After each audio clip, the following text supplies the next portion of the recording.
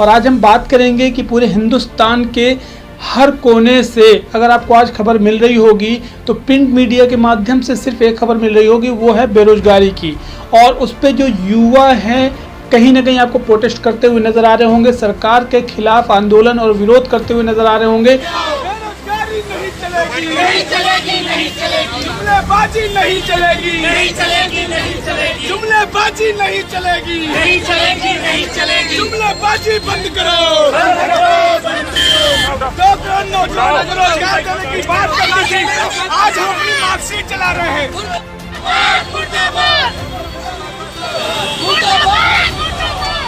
लेकिन ये आपको किसी भी न्यूज़ चैनल में देखने को नहीं मिलेगा। आप ये तस्वीरें देखिए, तस्वीरों से शायद आपको ये समझ में आएगा कि आज हिंदुस्तान में किस तरह से विरोध हो रहा है सरकार का, क्योंकि आज सरकार के पास में युवाओं को रोज़गार देने के नाम पे कुछ भी नहीं है। लेकिन कहीं ना कहीं डिबेट पे आज जीडीपी के नाम पे कोई चर्चा नहीं होती है, रोज़गार के नाम पे कोई चर्चा नहीं होती, किसानों में कृषि के नाम पे कोई चर्चा नहीं होती है। जिस टाइम पे हिंदुस्तान में एक युवा बेरोजगारी के लिए भीख मांगता हुआ नजर आ रहा है, आज मोदी जी के कहने पे, जैसे कि मोदी जी ने कहा है कि अगर आप बेरोजगार हैं तो आप खुद का बिजनेस कर सकते हैं और उसके लिए पकौड़े भी बेचा जा सकता है। तो आप ये तस्वीरें देखिए, इस पे जो पीएचडी होल्डर हैं, इंजीनियर्स हैं, वो पकौड़े भी बेचते हुए नजर आ रहे हैं आपको। इनमें से बहुत सारे ऐसे लोग हैं जो जूते की पॉलिश करते हुए, बूट पॉलिश करते हुए आपको मिलेंगे। इससे बहुत सारे ऐसे लोग हैं जो पकौड़े के साथ साथ सब्जियां लगाते हुए भी आपको नजर आएंगे। इसका मतलब ये है कि आज का बेरोजगार युवा जो पीएचडी होल्डर है, जो इंजीनियर है, वो भी कहीं ना कहीं आज सड़क पे सब्जी लगा के या बूट पॉलिश करके सरकार का विरोध कर रहा है, क्योंकि सरकार के पास में आज बेरोजगारों के नाम पे रोजगार देने के लिए कुछ भी नहीं है। और मीडिया में ये खबरें बिल्कुल भी नहीं आ रही हैं। ताली थाली जो लोग बजा रहे थे, आज वो ताली थाली बजा के सरकार से रोजगार की मांग कर रहे हैं। जय हिंद, भारत माता की जय। आज हम लोग 9 सितंबर रात 9 बजे 9 मिनट के लिए मशाल, टॉर्च और मोमबत्ती जला के बेरोजगारी के खिलाफ जो मौजूदा सरकार प्रताड़ित कर रही है जनता को, उसके लिए आवाज उठा रहे हैं। और मैं आप सबसे भी रिक्वेस्ट करना चाहती हूँ कि आप सब भी आवाज उठाइए।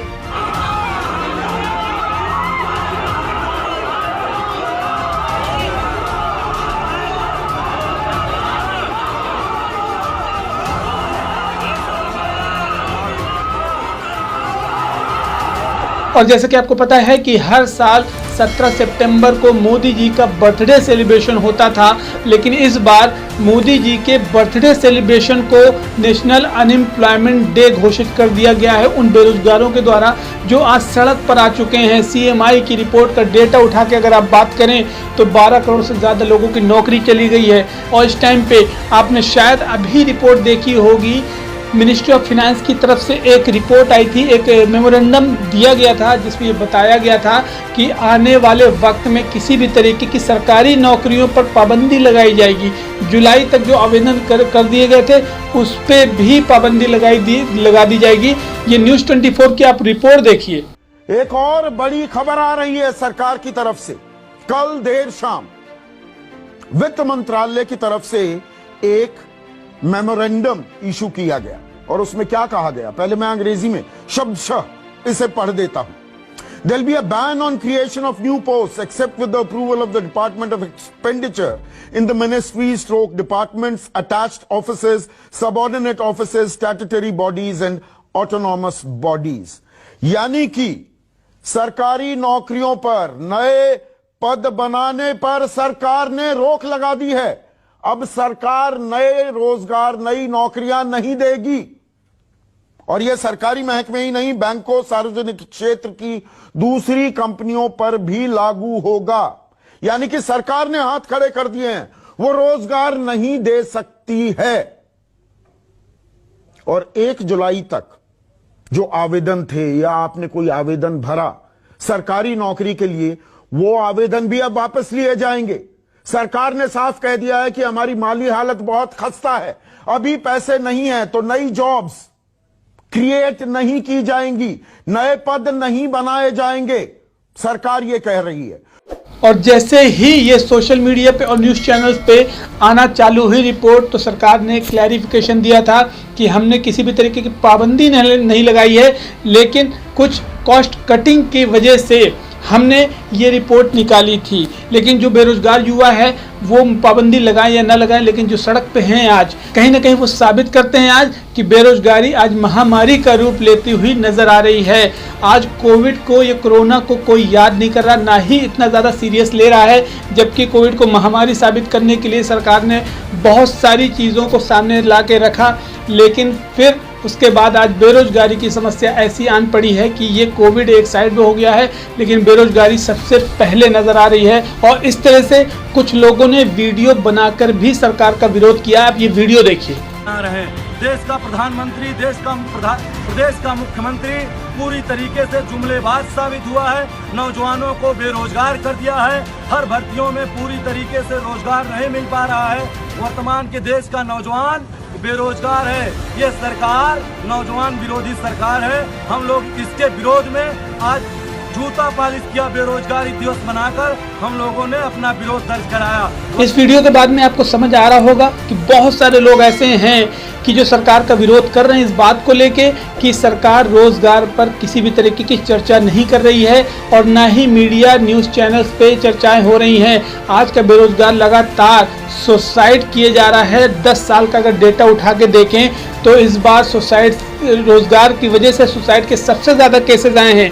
और इवन जो कोरोना से आर्थिक स्थिति जिनकी खराब हो गई थी वो लोग ने सुसाइड की, लेकिन जो बेरोजगार युवा हो गए थे, जो मिडिल क्लास के थे, जो किसी से डिमांड नहीं कर सकते थे, उन लोगों ने भी सुसाइड कर ली है। शायद ये बात जान के आप चकित हो जाएंगे, मुकेश अंबानी का दुनिया के सबसे बड़े रईसों में 10 टॉप 10 रईसों में नाम आता है। पहले चौथे नंबर तक पहुंच गए थे वो, लेकिन फिलहाल फोर्ब्स की रिपोर्ट के अकॉर्डिंग वो 7वें नंबर पर हैं। तो आप इससे अनुमान लगा सकते हैं कि जहां पे एक मिडिल क्लास का और एक पढ़ा लिखा बेरोजगार हो रहा है युवा, और वहीं पे जो बड़े बड़े बिजनेसमैन हैं वो रईस होते जा रहे हैं। तो आज देश किस परिस्थिति से गुजर रहा है ये आप देख सकते हैं। और इसी बीच में सवालिया निशान खड़ा होता है सरकार की तरफ कि कहीं ना कहीं मोदी जी इस बात पे ध्यान नहीं दे रहे हैं और मन की बात करते हुए नजर आ रहे हैं। जब मोदी जी तो मन की बात में भी युवाओं ने मन की बात पे इतने ज़्यादा डिसलाइक्स किए कि बीजेपी को अपना यूट्यूब अकाउंट में लाइक, डिसलाइक और कमेंट बंद करने पड़े, क्योंकि बहुत ही ज़्यादा भद्दे कमेंट आ रहे थे और बहुत ही ज़्यादा मिलियन से ऊपर डिसलाइक्स आ गए थे। मोदी जी एक पॉपुलर फेस हैं, मीन्स प्रधानमंत्री हैं पूरे देश के, और उनके ऊपर बहुत ज़्यादा जिम्मेदारी आती है। लेकिन अगर प्रधानमंत्री होने के बाद भी आज 70% लोग अगर डिसैटिस्फाइड हैं, तो क्या चीज़ें हैं ऐसी जो कहीं ना कहीं प्रधानमंत्री की एक छवि को ख़राब कर रही हैं।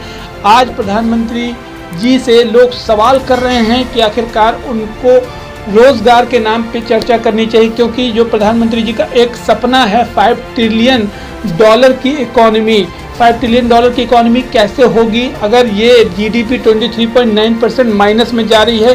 बेरोजगारी की जो संख्या वो बढ़ती चली जा रही है। सीएमआई का डेटा जो है आज जो हालात बता रहा है बेरोजगारी के, वो बहुत ही डरावने हालात है। बाहर जो वंदे भारत मिशन चल रहा है, शायद आपको नहीं पता हो, वंदे भारत मिशन जब से स्टार्ट हुआ था तब से लेके आज तक 6 महीने के अंदर अंदर 14 लाख से ज़्यादा लोग इंडिया में आ चुके हैं, मीन्स कि जिनकी नौकरी चली गई है बाहर। अब आप समझ सकते हैं कि बाहर से आने वाले लोग भी शामिल हो रहे हैं उसी बेरोजगारी में। तो इसमें चाहे वो लड़के हों चाहे लड़कियां हों, वो सब प्रोटेस्ट करते हुए नजर आ रहे हैं। सिर्फ आज बेरोजगारी के नाम पे इतने हालात ख़राब हो चुके हैं। आने वाले 6 महीने में क्या हालात होंगे ये अनुमान आप लगा सकते हैं कि अगर ये बेरोजगारी की समस्या को दूर नहीं किया गया तो आने वाले हालात बहुत ही ज़्यादा ख़राब हो सकते हैं। द इकोनॉमिक टाइम में एक रिपोर्ट छपी है जिसपे ये सर्वे किया गया है कि आखिरकार आज मेल और फीमेल में कितनी एवरेज इनकम आ चुकी है। उस पर पता चला कि 92% जो फीमेल हैं और 82% मेल हैं, उनकी एवरेज इनकम 10,000 है। आप सोचिए कि 10,000 से कम एवरेज इनकम आ जाने का मतलब आप समझ सकते हैं। और ये सारी तस्वीरें जो आपके स्क्रीन पे नज़र आ रही हैं इस बात का संकेत देती हैं कि बेरोजगारी के नाम पे किस तरह से आज युवा सड़क पे आ चुका है। चाहे वो पकौड़े तल रहा हो, चाहे जूते पॉलिश कर रहा हो, चाहे सब्जियां बेच रहा हो, चाहे किस तरह से भी विरोध कर रहा है आज सरकार का क्योंकि आज का युवा कहीं ना कहीं रोजगार के नाम पे फाइट करने के लिए तैयार है। उसको मंदिर या मस्जिद से किसी भी तरीके का कोई ताल्लुक नहीं है और ना ही किसी भी तरीके की डिबेट इसके अलावा चाहिए। अगर आप डिबेट करना चाह रहे हैं तो सारे सब्जेक्ट पे आप डिबेट करें, लेकिन रोज़गार पे भी बात करें, जो आज किसी भी तरीके की चर्चाएं नहीं होती हैं किसी भी न्यूज़ चैनल में। और अभी आप जानते हैं कि जो भी सरकार के खिलाफ न्यूज़ चैनल आवाज़ उठाता है तो उसको गवर्नमेंट का ऐड मिलना बंद हो जाता है। और इसका सीधा सा एग्जांपल आप ले सकते हैं NDTV, जिनको सरकार का ऐड बहुत ही कम परसेंटेज में मिलता है। इसी तरह News 24 है, जो सिर्फ और सिर्फ सच के लिए बात करते हैं और जो सरकार के कुछ मुद्दों पर आवाज़ उठाते हैं और एक आम जनता की आवाज़ को आप तक पहुंचाते हैं, सरकार तक पहुंचाते हैं, उस पर उनको ऐड भी मिलना बंद हो जाता है। एक राजस्थान पत्रिका है जिसको सिर्फ और सिर्फ राजस्थान में 1% ऐड मिल रहा था, क्योंकि उसने सरकार के खिलाफ बहुत सारी चीज़ें छापी थी। तो आप समझ सकते हैं कि सरकार के खिलाफ आवाज़ उठाना भी आज परेशानी का सबब बन सकता है। आज का युवा जो है, अगर आप प्रोटेस्ट करते हुए देख रहे हैं, इनको रोड पे देख रहे हैं, तो शायद कहीं ना कहीं इनके हालात और परेशानियां नज़र आ रही हैं। तो आज अगर सरकार इन सब के सवालों के जवाब नहीं देती है और इनके हालात पर सुधार नहीं करने पे मदद करती है, तो शायद और आगे आने वाले हालात बहुत ख़राब हो जाएंगे। क्योंकि आज जो युवा है, जो पढ़ा लिखा है, जो ग्रेजुएट है, जो साल भर से 2 साल से अगर वो नौकरी की तलाश में था, तो आने वाले जो 1 साल होंगे उसमें से फिर से जो ग्रेजुएट होंगे, लाखों लोग ग्रेजुएट होंगे, फिर से वो बेरोजगारी के लिए परेशान हो जाएंगे, बेरोजगारी की वजह से परेशान हो जाएंगे, क्योंकि उनको भी रोज़गार चाहिए होगा। तो आज जो बेरोजगार हो चुके हैं उनको तो रोज़गार चाहिए, लेकिन आने वाले वक्त में जो लोग पढ़ के निकलेंगे, जो लोग ग्रेजुएट होकर निकलेंगे, उनको भी रोज़गार चाहिए होगा। तो ये सरकार के ऊपर बहुत बड़ा प्रेशर आ सकता है। इसलिए अभी से कहीं ना कहीं सरकार को स्टेप्स लेना चालू कर देना चाहिए। आपकी क्या राय है इस पर? आप क्या सोचते हैं? आप नीचे कमेंट बॉक्स में ज़रूर अपनी राय दें। रोज़गार के नाम पे किस तरह से सरकार के खिलाफ आवाज़ उठाई जा रही है, आप ज़रूर नीचे कमेंट बॉक्स पर लिखें कि आप किस मुद्दों पर आप चर्चा करना चाहते हैं। क्या चाइना के मुद्दों पर चर्चा करना चाहते हैं, सुशांत राजपूत के मुद्दों पर चर्चा करना चाहते हैं, रिया चक्रवर्ती या अर्नब गोस्वामी जैसे जो चैनल हैं जो चीखते चिल्लाते ही रहते हैं, केवल उनके पास कोई और मुद्दा नहीं है स्टूडेंट्स के लिए, आप उनके बारे में क्या सोचते हैं? नीचे कमेंट बॉक्स पे ज़रूर हमें बताएं मैसेज करके। 17 सितंबर को जन्मदिन होता है प्रधानमंत्री मोदी जी का।